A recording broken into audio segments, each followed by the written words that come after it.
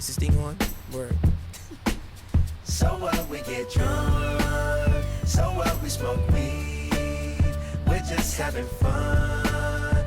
We don't care who sees. So what, we go out. Hey, let me get a lighter, That's how it's please. supposed to be. Cause you know I'm high as fuck and I forgot one. Keep that in there.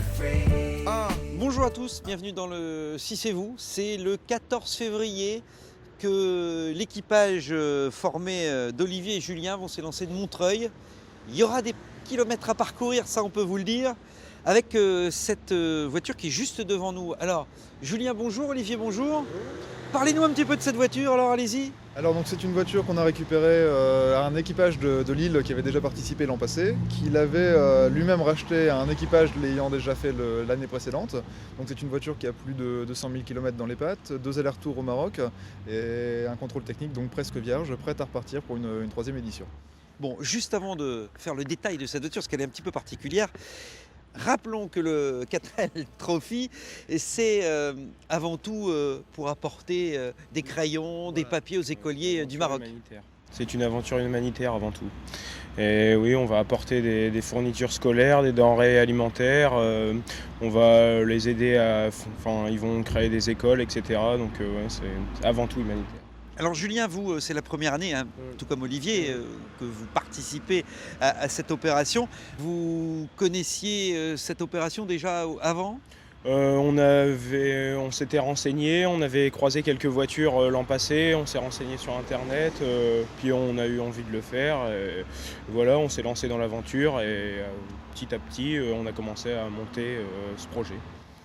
Olivier, ça vaut 1 000 € une voiture comme ça ? Ça vaut à peu près 1 000 €. Donc en l'état de retour de raid, donc avec beaucoup de travail à faire dessus, mais finalement la voiture ne coûte pas si cher que ça puisque la voiture nous a été donnée avec 8 roues de secours, un tas innombrable de pièces mécaniques en rechange, ainsi que des stylos que nous vendons 2 € l'unité pour financer notre voyage sur le principe un crayon vendu, 2 km parcourus. Donc la voiture en elle-même nous est revenue à quelques centaines d'euros.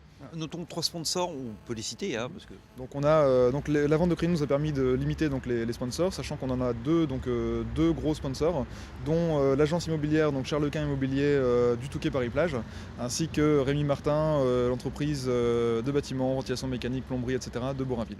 Et puis la ville de Calais qui vous a aussi aidé. Et la ville de Calais qui nous a aidé financièrement, donc qui aura sa place pour son encart sur la voiture. Alors expliquez-moi, parce que juste quand on regarde la voiture, il y a cette prise d'air comme sur les gros 4x4, mais c'est pour décorer ou... Alors déjà il y a un aspect esthétique qui n'est pas négligeable parce que ça attire l'attention, mais en fait c'est un filtre air de substitution au filtre air d'origine puisqu'il nous sert à prendre de l'air froid donc sur le toit et à éviter donc l'insertion des particules dans le moteur grâce au filtre à sable qui se trouve juste en haut. Ah oui, alors là, vous venez d'ouvrir le capot, c'est vrai que c'est relativement simple, la mécanique d'une 4L. Ouais, c'est un énorme jeu de mécano qui fait qu'il y a encore quelques mois, on était vraiment des bleus en mécanique. Et à force de démonter, remonter, aussi bien mécanique que carrosserie, on apprend à travailler de nos mains. Donc c'est vraiment très très intéressant à ce niveau-là. Alors, Julien, vous allez conduire aussi et vous allez aussi faire la mécanique. On le disait, au début c'était un peu compliqué, puis on a dû s'y mettre. Voilà, c'est ça. Mais oui, je suis son coéquipier, donc on s'arrange pour alterner la conduite parce que c'est assez fatigant, on doit faire beaucoup de kilomètres, donc c'est pour ça que c'est nécessaire d'être deux pour faire ce raid. Et niveau mécanique, on verra si on a des problèmes, mais espérons que ça ira. En sachant qu'une 4L bien préparée est une 4L à l'arrivée. Donc, Ah oui, c'est vrai, mais il y a beaucoup de cas, c'est vrai. Alors, à part cette prise d'air dont on parlait, Olivier, il y a quelques petits instants, il y a autre chose de particulier que vous avez dû installer ? Le moteur est strictement d'origine, puisque c'est obligatoire, c'est un des critères à l'inscription. Donc c'est un moteur d'origine, 34 chevaux, donc 1 litre. Il y a juste 2-3 petits équipements censés faciliter le fonctionnement du moteur donc dans des conditions un peu plus difficiles, comme le deuxième ventilateur qui aide à refroidir le ventilateur plus rapidement, donc avec un interrupteur qui nous permet de le manipuler manuellement, contrairement à celui qui est automatique d'origine. Donc la prise d'air dont on parlait juste à l'instant, les jantes, donc on a les jantes de R5 Alpine pour la route, donc ils sont un tout petit peu plus larges pour pouvoir tenir un maximum sur l'autoroute. Et puis ça passe mieux dans les dunes, Julien. Et oui, et c'est beaucoup plus joli aussi, sur le côté esthétique. Ah oui, c'est vrai que ça c'est beaucoup plus joli. Est-ce que le côté joli, ça va être vraiment important dans le désert? Ça a été le plus important au niveau des démarches commerciales, donc pour se faire voir, pour démarcher les sponsors, ça a été vraiment un point sur lequel on a misé pour se faire remarquer par rapport aux autres.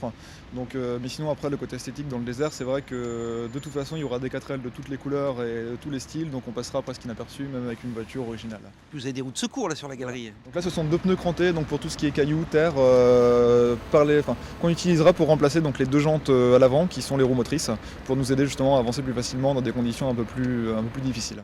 Et puis le coffre libéré de la banquette arrière, parce qu'il va y avoir beaucoup de choses à mettre dans le coffre. Voilà, donc là on part avec, il y aura 4 caisses de chargement qui ne sont pas encore là pour l'instant, mais donc avec une caisse dédiée aux affaires scolaires, une caisse dédiée aux denrées alimentaires, une caisse dédiée aux affaires personnelles et une autre caisse dédiée à tout ce qui est mécanique. Eh bien messieurs, merci. On ne vous souhaite rien parce qu'on n'a pas envie de vous porter la guigne. Vous partirez donc le 14 de Montreuil, puis le 16 de Poitiers pour un périple qui va durer une dizaine de jours. Et bien sûr, on prendra de vos nouvelles. Très bonne journée sur Radio 6, cette émission est terminée.